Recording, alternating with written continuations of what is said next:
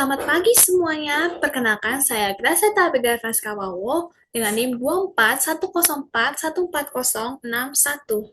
Di sini saya akan menjelaskan mengenai penggunaan tiga hal, yaitu RStudio, Python, dan juga Blackbox AI. Yang pertama, kita mulai dari RStudio dulu ya. Nah, di sini saya punya vektor angka dengan angka 3, 5, 8, 10, dan 15. Dan di bawahnya ada perintah-perintahnya.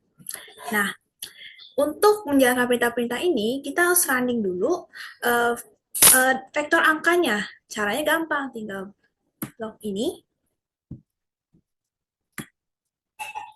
Nah, terus kita run. Nah, udah ini. Nah, sekarang kita mau tahu nih jumlah angka-angka ini berapa. Gampang, tinggal kalian log sum angka, nanti dia keluar hasilnya. Nah, langsung keluar kan hasilnya adalah 41. Nah, sum ini apa sih?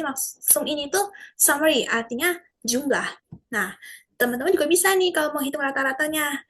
Tinggal log yang min ini, men, terus kita run. Nah, akan keluar hasilnya yaitu 8,2. Nah, begitupun juga menghitung ukuran atau panjang dari vektor ini. Kalian tinggal log yang ini, length angka, nanti dia akan keluar. Nah, panjang lengthnya itu ada 5. Nah, terus bisa juga nih teman-teman mau hitung standar deviasi. Nah, di sini lambangnya SD ya, atau singkatan dari standar deviasi. Udah seperti ini, terus kita running. Nah, dia akan keluar hasilnya angkanya. Nah, apakah hanya bisa menghitung ini aja, menghitung jumlah rata-rata, ukuran, dan standar deviasi? Enggak, teman-teman. Kita juga bisa melakukan percobaan mengambil elemen. Misalnya sih ada contoh, mengambil elemen ketiga. Nah, angka 3. Nah, mungkin teman-teman bingung kenapa ini kurungnya kurung biasa, yang ini kurung kotak. Ini eh, kurung kotak ini menunjukkan angkanya. Nah, jadi ini sekarang. Nah, angka 3 yang muncul di sini adalah 8, dan itu pun hasilnya. Nah, terus ada lagi nih, mengambil elemen pertama hingga keempat. Tinggal ini angka 1,24. Artinya dari elemen pertama hingga keempat. Kita run. Nah, maka akan keluar 3, 5, 8, 10. Loh, kan tadi ada 5, kok jadi 4? Karena cuma sampai hanya angka keempat saja, gitu. Nah, terus ini ada lagi, mengambil elemen dengan indeks tertentu. Contoh elemen kedua dan kelima. Nah, ini ditulisnya angka, kurung siku, C, kurung biasa 2,5, kurung biasa tutup, lalu kurung siku tutup. Nah, kita coba run ya.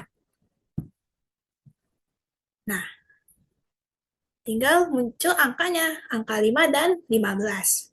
Nah, di sini ada lagi nih, mengambil elemen selain elemen keempat. Artinya, kita hilangi elemen keempatnya saja. Nah, ini tinggal kita run. Muncul deh. 3, 5, 8, 15. Nah, di sini kan tadi kan elemen keempatnya 10. Nah, di sini 10-nya hilang karena kita mengambil elemen keempat. Nah, kalau mau mengambil elemen, kalian tinggal angka, taruh lambang minus ya. Artinya, minus itu artinya hilang ya, teman-teman. Nah, apakah R hanya vektor angka saja? Tidak. R itu bisa juga kita mengubah data. Mengubah data tuh misalnya awalnya bentuknya dia Excel, kita taruh di R. Nah, ada nih caranya teman-teman. Nah, kita coba, saya punya data Excel seperti ini. Nah, di sini saya punya contoh data Excel dalam bentuk CSV.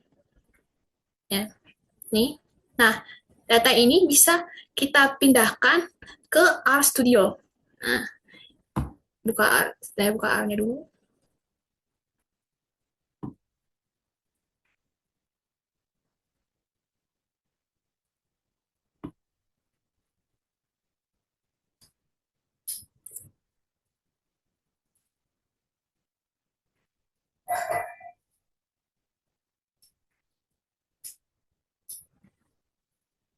Nah, sudah terlihat ya R-nya. Nah, di sini um, kita harus pindahin dulu nih data di Excel tadi, jadi taruh di sini. Nah, di sini sebenarnya datanya udah ada.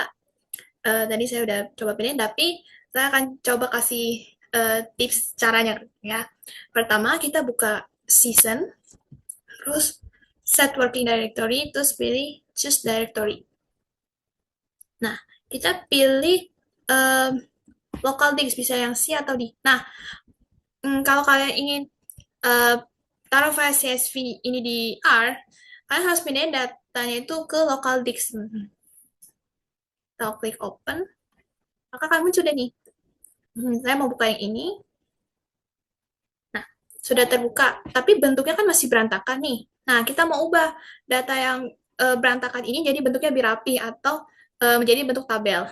Nah, yang pertama kalian bisa kita run dulu yang ini. Nah, kita udah run. Terus kita tinggal run yang ini, view state underscore US. Maka langsung muncul datanya yang rapi, belum tersusun rapi, sekarang sudah jadi rapi. Nah, itu contoh pemanfaatan RStudio. Nah, next, saya akan bahas tentang pemanfaatan Python.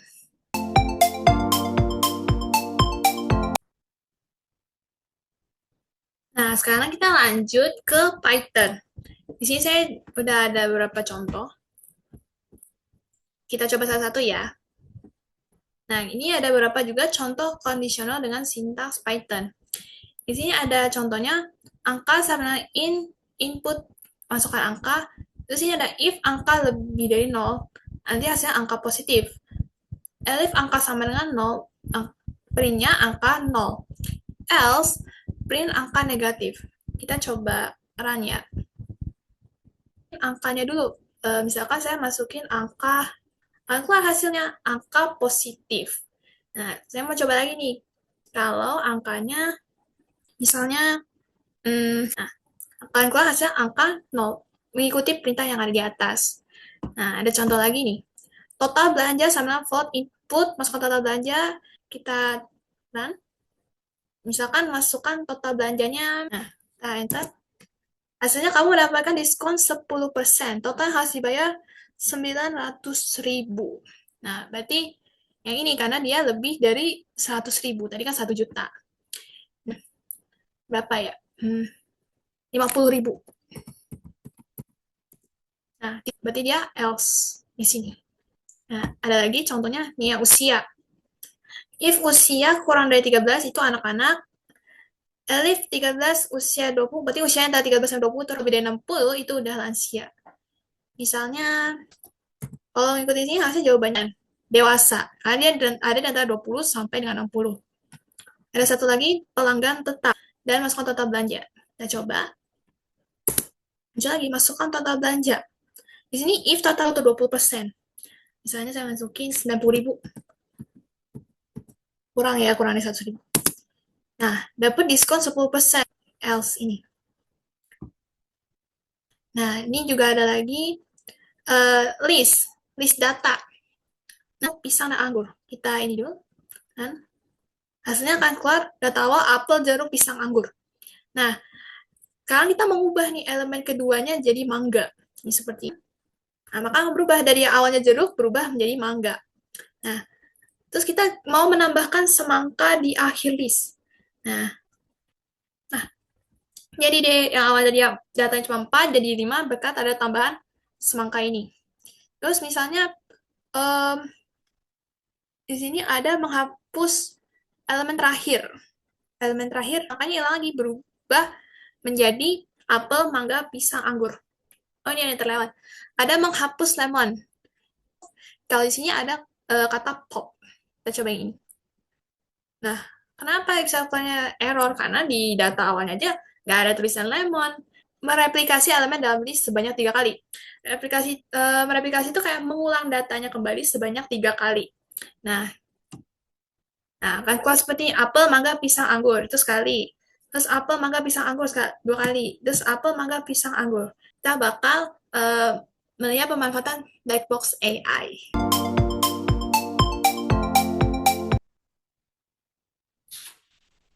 Nah, kita lanjut ke pemanfaatan Blackbox AI. Nah, sebenarnya ini Blackbox AI ini sama dengan ChatGPT. Cuma beda ada beberapa perbedaan sedikit. Nah, di sini saya misalnya mau upload file CCV tadi. Kan tinggal upload, terus upload files.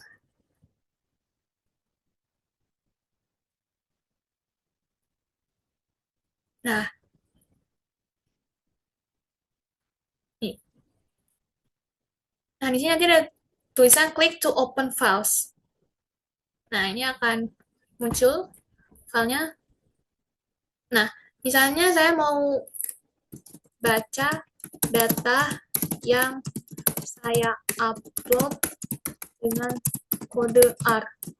RStudio lagi nih bermain. Nanti dia akan kasih nih kode R-nya seperti ini.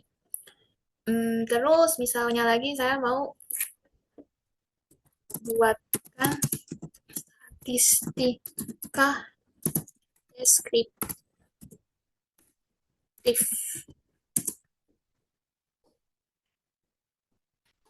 Nah, nanti langsung keluar nih. Langsung ada ringkasan deskriptif, ada jumlah negara bagian, daftar negara bagian, dan daftar singkatan negara bagian. Nah, ini kita bisa drop juga nih di A caranya. Tinggal kita copy ini, terus kita tinggal ke R. Sebentar.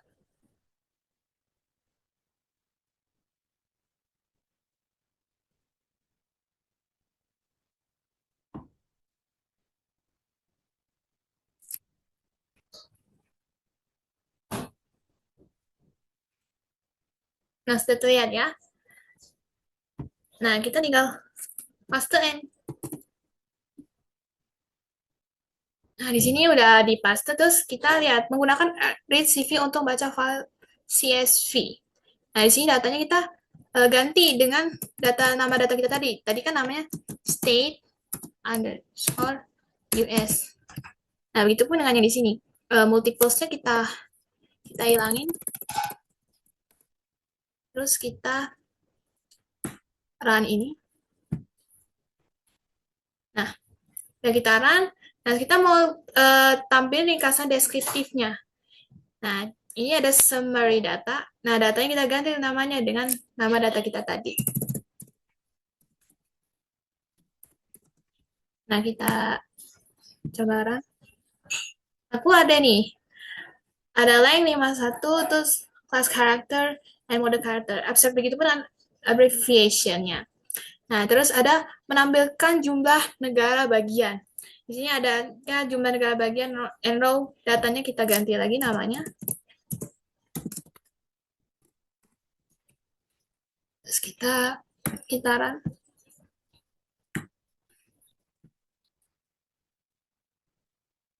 Nah, akan keluar ada jumlah negara bagiannya ada 51 seperti yang di sini. Kita coba lihat yang rapinya aja. Nah, ada 51 sesuai. Terus ada menampilkan daftar negara bagian. Nah, di sini udah ada, terus datanya kita ganti lagi namanya. Kita running. Nah, langsung keluar ada datanya nih.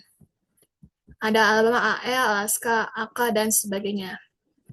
Terus, sekarang kalau misalnya mau menampilkan daftar singkatan negara bagian, tinggal kita run lagi.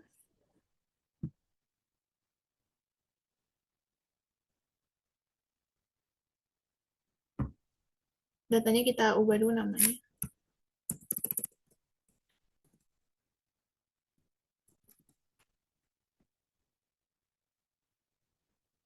Nah, kalau lagi deh nih singkatannya ada juga ininya. Nah, jadi dengan Blackbox AI ini bisa membantu kita untuk mencari kode bahasa program atau coding ya. Jadi kalau dulu coding tuh kita harus buat dari awal banget. Sekarang dengan ada Blackbox AI kita nggak perlu lagi buat-buat coding dari awal.